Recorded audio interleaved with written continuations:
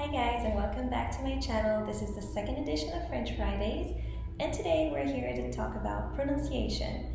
This is something really important for you to master, and it's probably going to be one of the most complicated things because some of the sounds in French do not exist in English, and it might feel a little weird for you to pronounce at first, but with enough practice, it will come naturally. The first sound we're going to talk about is en. En can be written A-N, E-N, E-A-N, and for example, you'll find it in words like lent, which means slow, vent, which means wind, sans, which means without, and you will also find it with E-A-N in conjugation like mangeant, which is the equivalent of the ing in English. So eating, mangeant. Sound O, obviously the primary way that it will come about is with the letter O. But you will also find it with AU, that's still pronounced O, and also EAU. Examples, AU as in Paul, the bakery, that's one of my favorites. Paul. Now EAU, O means water, but you will also find it in other words like plateau, which is another expression used in American English, and plateau can mean several things. One of them is a tray. One of the sounds that's the hardest for Americans to pronounce in French is the sound U, which is the letter U, and we pronounce it U. So try and get used to saying it. U. It's not you, it's not U, it's U. And you'll find it like in the pronoun that we studied last time, tu, U. And you will see it also in another expression that's very commonly used in English, which is déjà vu, which y'all often pronounce déjà vu. It's not déjà vu, it's déjà vu, which means already seen.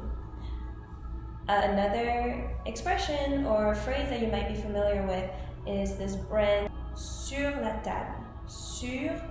table, which means on the table, sur la table.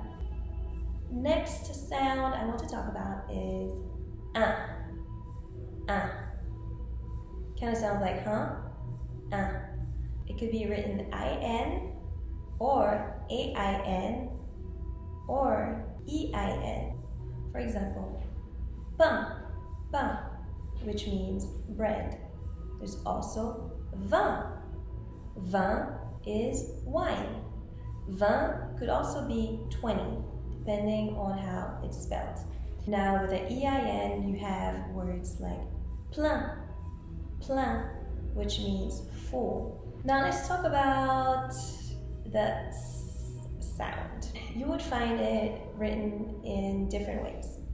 It could be two S's, like mass, which means exactly the same as in English. There's also the C with that little squiggly thingy at the bottom, which is called a CD, which is C with the squiggly thingy. And that will make us sound. For example, garçon, like what you say at the restaurant. But garçon simply means boy. Ça, which is this. And you also have leçon, which is lesson. Now with only one S, the general rule is that if it's at the beginning of a word, it will still be pronounced as a S sound. For example, saumon, which is salmon, saumon. But if it's in the middle of a word, then it might be pronounced as a Z. Example, vase, which is a vase, and maison, which is house. Let's talk about the K sound. K sound could be the letter K, could be the letter C, or it could be Q and U together. Example, quel, which means which. Quel, pourquoi, which is why. Sucre, which is sugar. And caramel, which is caramel. And then with K, you have kilo, which is kilo. Another sound that's very difficult for most English speakers to pronounce is the E sound in French, because E is E. I'm not sure what equivalent I can give you that will help you figure it out, but you might need to practice it a little bit. But the sound is E. Example, le, which is the, but masculine. Remember we talked about that last time? So E could be E alone, which is E alone. Could be EU together. Could be OEU together. Example, bleu is blue. Ne, not. Neveu, that's nephew. Now you might have seen that in French we have this thing called accents, which is some kind of line on top of a letter. And what it does with the letter E, for example, is depending on which way it is slanted, it changes how the E is pronounced. So normally, E in French is the letter E, pronounced E. But if it has an accent, then it's pronounced differently. With this accent, it's going to be pronounced A. Example, bébé, which is baby.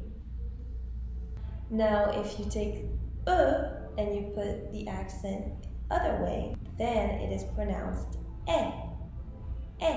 For example, mère, which is mother. Père, which is father. But that E sound can also be conveyed using A and I together, as in air, which is air. Or you could also get that sound by using the little hat accent on the E. For example, in the word prêt, that you would see in another French named chain in the US called prêt à manger, which means ready to eat. Or you might have heard the expression prêt à porter, which means ready to wear. Okay, now let's talk about the letter G. Okay, the letter G is pronounced je, as in giraffe. Same as in English, giraffe. Now if you add a U to it, then it becomes the sound G, like guitar. Same as in English, guitar. Or fatigue, which is another word that is being used in English, fatigue, same meaning. Now, let's talk about the double L sound. So, double L will be pronounced as y, like fille. Fille could either mean girl or daughter. Now there are lots of rules about when double L is pronounced as y or l. So I will put a link to a website below, at least if you're on the YouTube video, I will put the link below so you can go and check out the rules. Another sound is on, which is O-N.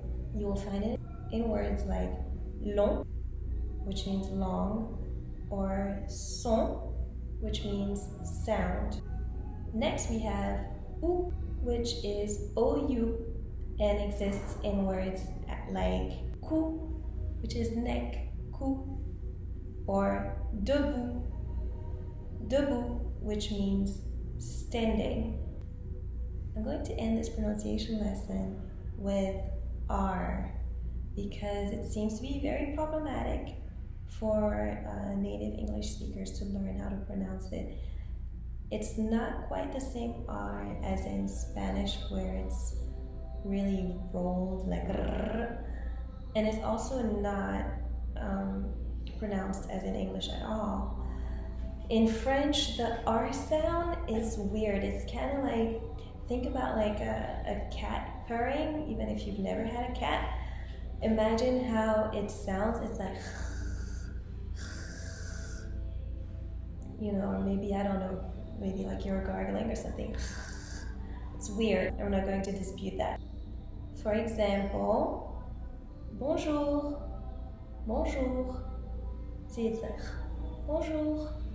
Voiture, voiture, which means car. I assume everyone knows what bonjour means. If you don't, it means hi, it means hello, good morning.